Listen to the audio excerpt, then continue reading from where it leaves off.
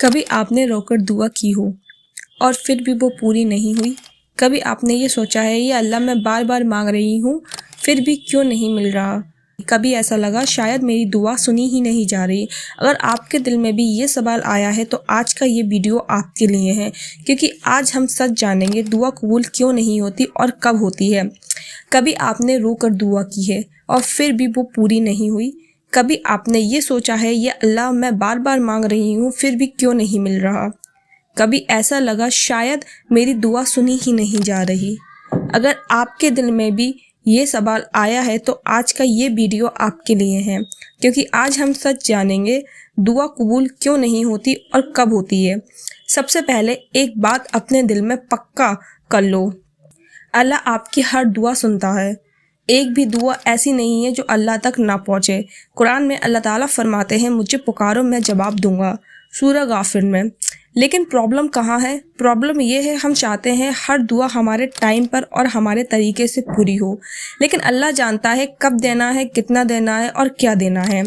اب ایک بہت ہی گہری بات سمجھو، حدیث صحیح مسلم میں آتا ہے جب بندہ اللہ سے رو کر دعا کرتا ہے تو اللہ اسے خالی نہیں لوٹاتا بلکہ 3 طریقوں سے جواب دیتا ہے۔ یا تو وہی چیز دے دیتا ہے، یا کوئی بڑی مصیبت ہٹا دیتا ہے، یا آخرت کے لیے اس سے بہتر چیز رکھ دیتا ہے۔ اب ذرا سوچو، اگر آپ کچھ مانگ رہے ہو اور اللہ آپ کو اس سے بھی بہتر دے رہا ہے تو کیا ڈیلے برا ہے یا ایکچولی وہ آپ کے لیے ویسٹ ہے؟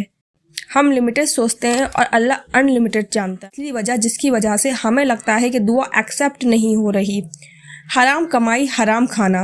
حدیث صحیح مسلم میں آتا ہے ایک آدمی دور سفر کرتا ہے، ہاتھ اٹھا کر دعا کرتا ہے لیکن اس کا کھانا حرام، کمائی حرام، پہناوا حرام۔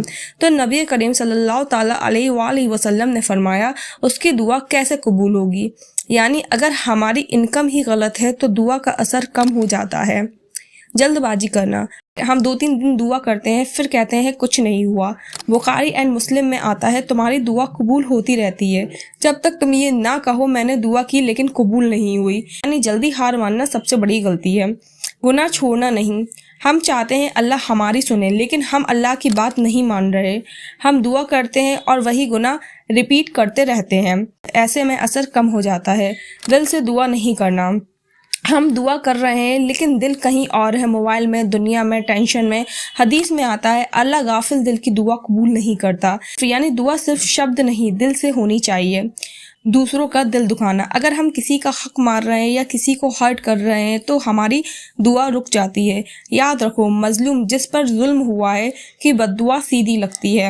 ایک اور بات جو بہت کم لوگ سمجھتے ہیں، کبھی کبھی اللہ ڈیلے اس لیے کرتا ہے کیونکہ اسے آپ کا دعا کرنا پسند ہوتا ہے۔ وہ چاہتا ہے آپ بار بار اسے پکاریں، اس سے جڑے رہیں، یعنی ڈیلے بھی ایک نعمت ہو سکتی ہے۔ اب ایک بات دل سے سنو، اگر آپ کی دعا ابھی تک پوری نہیں ہوئی تو اس کا مطلب یہ نہیں کہ اللہ آپ سے ناراض ہے۔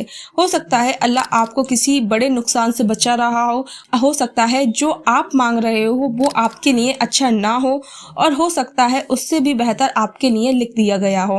اللہ کبھی اپنے بندے کے ساتھ غلط نہیں کرتا، اسی لیے آج ایک فیصلہ کرو، دعا کرنا کبھی بند نہیں کرو گے اور پورا یقین رکھو گے چاہے دیر ہو لیکن اللہ کا فیصلہ ہمیشہ بیسٹ ہوتا ہے، کیونکہ ایک دعا آپ کی پوری زندگی بدل سکتی ہے۔ اللہ ہم سب کی دعائیں قبول کرے، آمین۔